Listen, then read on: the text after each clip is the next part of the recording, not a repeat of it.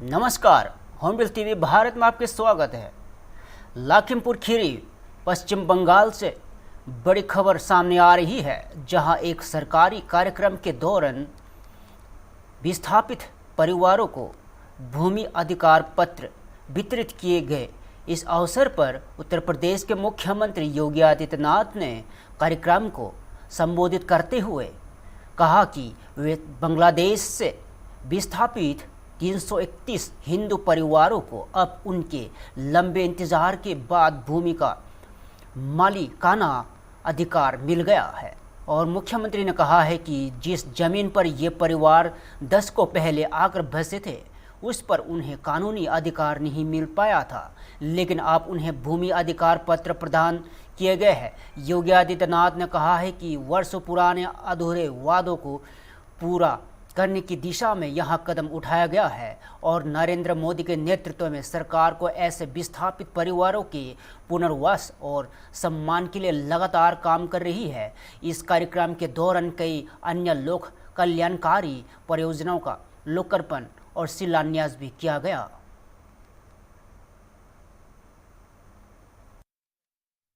एक भी मियां नहीं, लेकिन नाम मियापुर। अब ये मियापुर नहीं रहेगा। अब बांग्लादेश से आए हुए इन बंदों की इस बस्ती का नाम रविंद्र नगर होगा। रविंद्र नगर। गुरुदेव रविंद्र।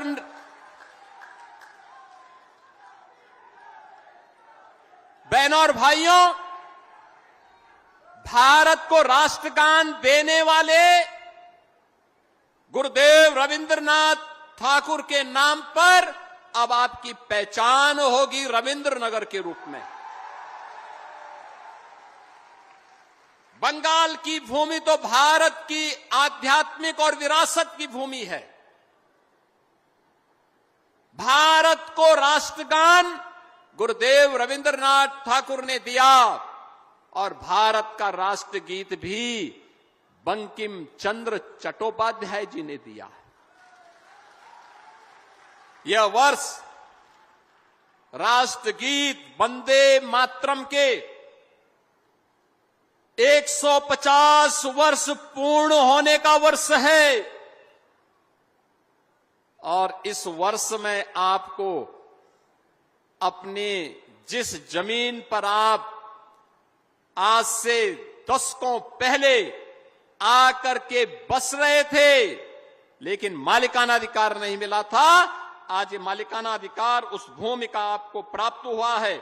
इस अवसर पर मैं आप सबको हृदय से बधाई देता हूं, अपनी शुभकामनाएं देता हूं और दशकों पूर्व जो वायदा आपके साथ अधूरे वायदे आपके थे, आज मोदी जी की ओर से उसको पूरा करने के लिए मैं आपके बीच आया हूं।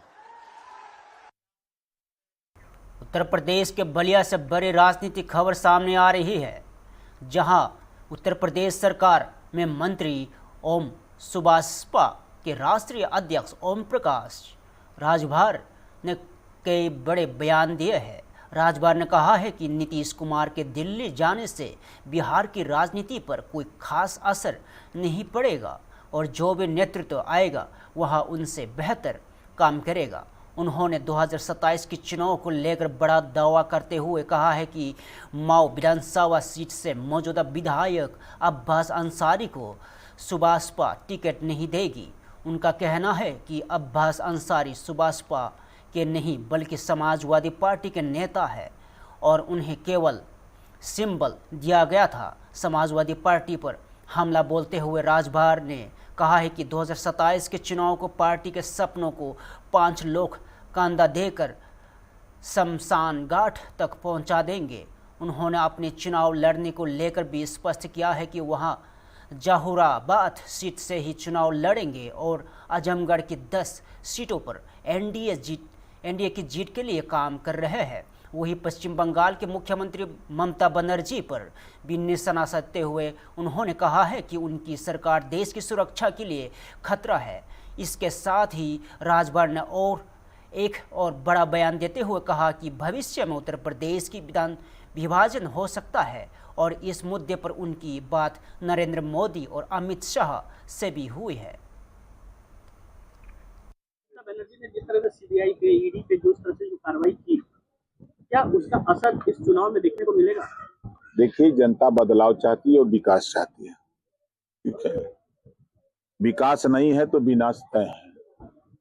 राजस्थान आपने देखा, हरियाणा देखा, दिल्ली देखा, महाराष्ट्र देखा, आपने बिहार देखा, जहां जहां चुनाव हो रहे हैं वहां बीजेपी एनडीए गठबंधन पूरी बहुमत से सरकार बना रही है।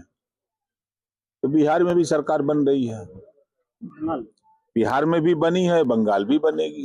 बंगाल की सीमा वाकई में देश के लिए, या ममता की सरकार जो है वो देश की सुरक्षा के लिए खतरा है?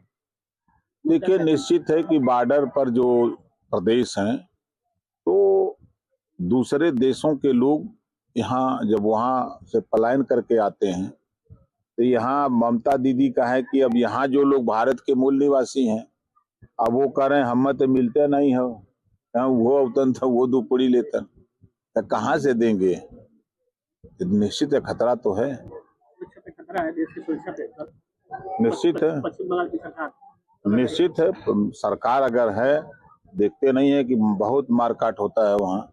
जैसे यहाँ सपा की सरकार थी यूपी में तो गुंडा राज कहा जाता था, सपा के नेता सरकार को अपनी जेबा में लेके चलते थे, बिहार में जंगल राज के नाम से जाना जाता था। तो ये जंगल राज, गुंडा राज, आज उत्तर प्रदेश में सरकार है, योगी आदित्यनाथ जी मुख्यमंत्री हैं, 9 साल में एक भी दंगा नहीं, एक भी कर्फ्यू नहीं। सपा कांग्रेस के लोग कहते हैं कि भाजपा मुसलमानों की विरोधी है। यूपीएससी का रिजल्ट आया था, 53 मुस्लिम बच्चे पास हुए हैं। अब उनके मन में सपा और बीजेपी, बसपा जो कांग्रेस नफरत पढ़ाती थी, वो चट्टी पर बैठ के नफरत की बात करते थे उनकी सरकारों में। अब वो योगी जी, मोदी जी, अमित शाह जी के डर से अब वो लोग पढ़ाई पर ध्यान दे रहे हैं, अपने बिजनेस पर ध्यान दे रहे हैं, अब विकास की तरफ जा रहे हैं। अब बच्चे पढ़ करके डॉक्टर, मास्टर, इंजीनियर, कलेक्टर बनने की सपना देख रहे हैं। ये है एनडीए का विकास। मंत्री जी, आप भी एनडीए में जब शामिल हुए थे तो आप कुछ शर्तों के साथ शामिल हुए थे, उसमें एक बड़ा शर्त था उत्तर प्रदेश का विभाजन और पूर्वांचल राज्य का बनाना, कि आप इन मुद्दों के साथ आए थे। चल रहा है मुद्दा आज अभी तक आपका वो पूरा नहीं हुआ, अब उसी शर्त के साथ आपने बीजेपी। देखिए, सभी लोग यही बात कहते हैं, हम लोगों की वार्ता अमित शाह जी से और मोदी जी से है। पहली शर्त थी कि जातिवार जनगणना हो, उसका ऐलान उन्होंने किया, कोई मानने को तैयार नहीं था। रोहिणी आयोग का गठन किया, हम प्रदेश की बात करते थे, उन्होंने देश की बात कहा कि हम देश में इसको लागू करेंगे। उसी तरह अब देखिए, प्रदेश के बंटवारा का एक दिन होगा, ये काम एक दिन में नहीं लेकिन एक दिन जरूर होगा। उत्तर प्रदेश का बंटवारा निश्चित होगा। कब तक होगा सर? अब टाइम तो फिक्स नहीं है। प्रदेश में सरकार है, देश में सरकार है, आपके भाई देखिए, आपके मुख्यमंत्री हैं, आपके गृह मंत्री हैं, फिर ये विलंब क्यों? आपके भी परिवार में अगर बच्चे हैं तो फिक्स नहीं है कि इसी साल शादी होगी कि अगले साल शादी होगी, कि फिक्स है। तो उसी तरह ये कब होगा, हमको ये भरोसा है मोदी जी पर, योगी जी पर। उन्होंने कहा है कि मैं इसको जरूर करूंगा। इसी नाते मैं कहता हूं, एक दिन में नहीं होगा लेकिन एक दिन जरूर होगा। उत्तर प्रदेश के पीलीभीत से शिक्षा व्यवस्था को लेकर चौंकाने वाली खबर सामने आई है। पीलीभीत के बिशेलपुर ब्लॉक के एक सरकारी विद्यालय में मिड डे मील योजना में गंभीर अनियमितताओं का मामला उजागर हुआ है। जानकारी के अनुसार विद्यालय में गैस सिलेंडर उपलब्ध न होने के बावजूद खाना लकड़ी उपलों से बने चूल्हे पर तैयार किया जा रहा था। इतना ही नहीं, रजिस्टर में 70 बच्चों की उपस्थिति दर्ज की गई, जबकि मौके पर जांच में कक्षा में केवल 30 बच्चे ही मौजूद मिले। इस अंतर ने पूरे मामले को संदिग्ध बना दिया है। मामले की जानकारी मिलने पर खंड शिक्षा अधिकारी यानी बीईओ मौके पर पहुंचे और स्थिति का जायजा लिया। प्रारंभिक जांच के बाद विद्यालय के इंचार्ज के खिलाफ कड़ी कार्रवाई की बात कही गई। यह घटना एक बार फिर मिड डे मील योजना और सरकारी स्कूलों में निगरानी व्यवस्था पर सवाल खड़े कर रही है।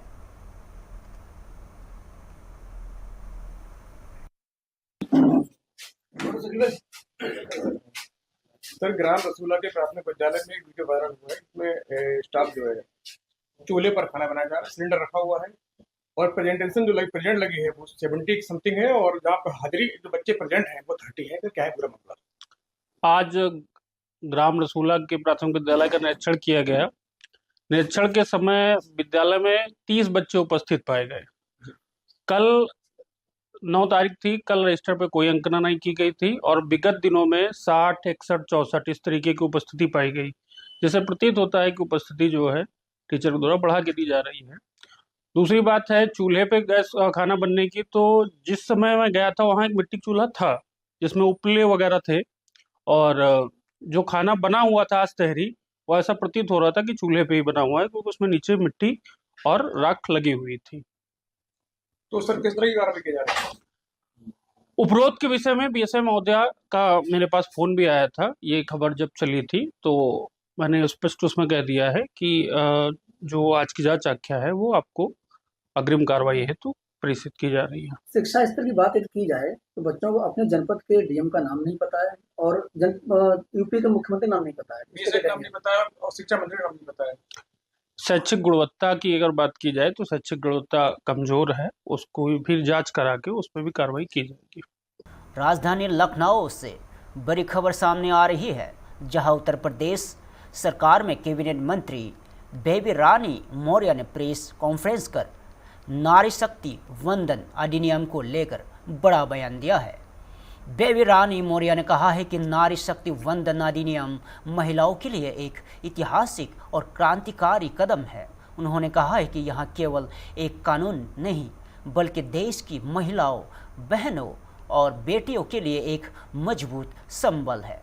उन्होंने कहा है कि इस अधिनियम के जरिए महिलाओं को सिर्फ नीति का लाभार्थी नहीं बल्कि नीति निर्माता बनने की दिशा में काम किया जा रहा है। उनके मुताबिक यह भारतीय लोकतंत्र में एक मील का पत्थर साबित होगा और कैबिनेट मंत्री ने कहा है कि महिलाओं का राजनीतिक प्रतिनिधित्व अभी भी कम है, लेकिन इस कानून के जरिए विधानसभा का लोकसभा में 33% आरक्षण सुनिश्चित किया जाएगा।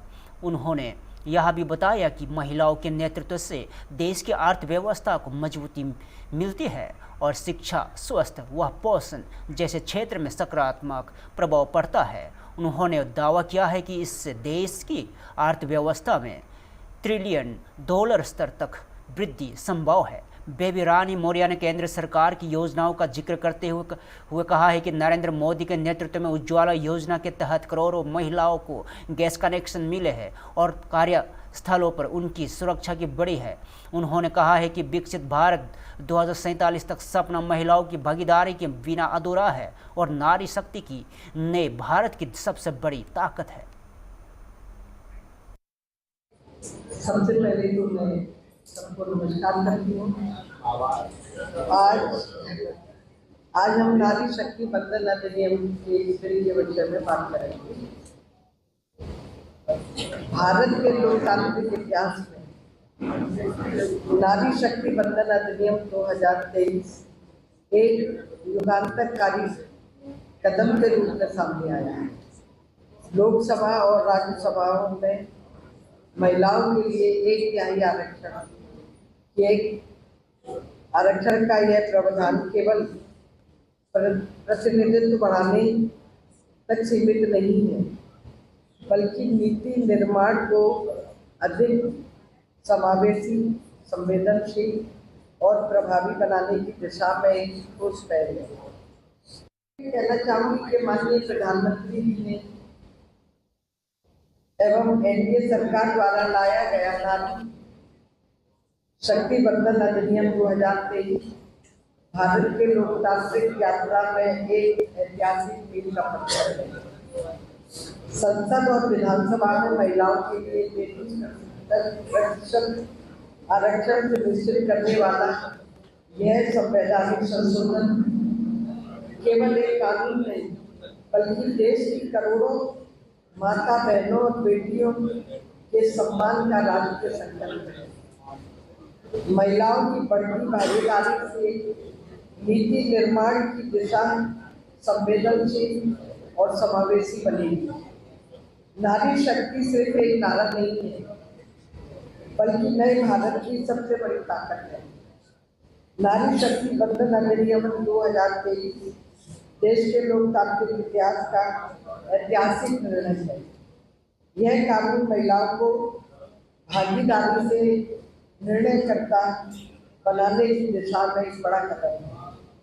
भारत में महिलाएं वोटिंग और समाज के हर क्षेत्र में आगे बढ़ रही हैं, लेकिन राजनीति में प्रतिनिधित्व अभी भी कम है।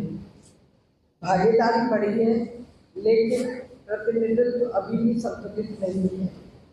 इस अंतर को खत्म करने के लिए इस कानून की आवश्यकता है।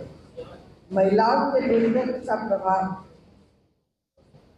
वैश्विक या भारतीय संदर्भ में जब महिलाएं नेतृत्व करती हैं, अर्थव्यवस्था तेजी से बढ़ती है, नीतियां अधिक समावेशी और संवेदनशील बनती हैं, शिक्षा, स्वास्थ्य, पोषण पर अधिक ध्यान दिया जाता है। शोध बताते हैं कि जेंडर गैप कम होने पर वैश्विक अर्थव्यवस्था में $7 ट्रिलियन तक की वृद्धि संभावित है। पिछले 10 वर्षों में महिला सशक्तिकरण के ठोस परिणाम 32 करोड़ से अधिक महिलाओं के बैंक खाते खुले, मुद्रा योजना लगभग 68% लाभार्थी महिलाएं, 10 करोड़ महिलाएं स्वयंसेवी समूहों से जुड़ी, PMAY में बड़ी संख्या में घर महिलाओं के नाम आवंटित हुए, STEM में 33%। उत्तर प्रदेश की राजनीति में एक बार फिर आरोप प्रत्यारोप का दौर तेज हो गया है। कौशाम्बी से सामने आए हैं एक मामले को लेकर विधायक पूजा पाल ने समाजवादी पार्टी पर गंभीर आरोप लगाए हैं। पूजा पाल ने कहा है कि कौशाम्बी में पाल समाज की एक बेटी के साथ हुई घटना में सपा से जुड़े लोगों की भूमिका सामने आई है। उन्होंने आरोप लगाया कि जैसे जैसे 2027 का चुनाव नज़दीक आ रहा है, वैसे वैसे सपा समर्थित गुंडों का आतंक बढ़ता जा रहा है। उन्होंने कहा है कि प्रदेश भर में सपा समर्थक अपराधियों ने लोगों को धरा धमकाना शुरू कर दिया है और ख़ास तौर पर ओबीसी समाज को निशाना बनाया जा रहा है। पूजा पाल ने आरोप लगाया कि अखिलेश यादव ने ऐसे तत्वों को खुली छूट दे रखी है। विधायक ने उत्तर प्रदेश के मुख्यमंत्री योगी आदित्यनाथ की तारीफ करते हुए कहा है कि राज्य में मजबूत नेतृत्व है, जिसकी वजह से कानून व्यवस्था कायम है। उन्होंने अपनी तेवर दिखाते हुए कहा है कि वह पहले भी नहीं झुकी थी और आगे भी ऐसे लोगों के सामने नहीं झुकेगी। इस बयान के बाद प्रदेश की राजनीति में एक बार फिर सियासी गर्मी बढ़ गई है और आने वाले दिनों में इस मुद्दे पर और प्रतिक्रिया सामने आ सकती है। कौशाम्बी में समाजवादी पार्टी के गुर्गों का शिकार मेरे पाल समाज की बेटी बनी है। सपा पोषित गुंडों ने पाल समाज की बेटी की घृणित घटना को अंजाम दिया। यह निंदनीय है। यह बिल्कुल साफ है कि आरोपियों को समाजवादी पार्टी का सह प्राप्त है। पाल समाज की मासूम बिटिया का दोष बस इतना है कि वह अखिलेश यादव की जाति की नहीं है। जैसे जैसे 2027 का चुनाव नजदीक आता जाएगा, वैसे वैसे ये गिरोह ओबीसी समाज की जातियों पर हमला करेगा, आपराधिक कृत्य करेगा। पूरे प्रदेश में सपा समर्थक अपराधियों ने आतंक मचाना शुरू कर दिया है। अभी हाल में ही विधानसभा 12 गांव लालापुर में मेरे पाल समाज के माताओं बहनों के साथ घर में चढ़ करके मारपीट और उन्हें मारने का काम किया गया। ये भी जितना मैं निंदा कर सकूं कम है। अभी बाराबंकी जिले में सेना के एक जवान को सपा कार्यकर्ताओं ने सारेआम पीट दिया। यह है सपा का लियारी राज। चुनाव से पहले सपा के गुंडे पूरे प्रदेश में घूमकर लोगों को धमका रहे हैं, अपराध कर रहे हैं, ओबीसी समाज को प्रताड़ित कर रहे हैं। समाज के हर वर्ग को प्रताड़ित कर रहे हैं। अखिलेश यादव ने इस पूरे गैंग को छूट दे रखी है और उनका मौन समर्थन जारी है। लेकिन यूपी का यह सौभाग्य है और सपा के गिरोह का दुर्भाग्य है कि हमारे राज्य में एक धुरंधर मुख्यमंत्री हैं। मेरी सरकार और प्रशासन से अपील है कि पाल समाज की बेटी को न्याय मिले। मैंने पूरी जिंदगी पाल समाज की लड़ाई लड़ी है और आगे भी लड़ती रहूंगी। मैं इन सपाइयों गुंडों के सामने न तब झुकी थी और न अब झुकूंगी। पाल समाज की लड़ाई मेरी लड़ाई है।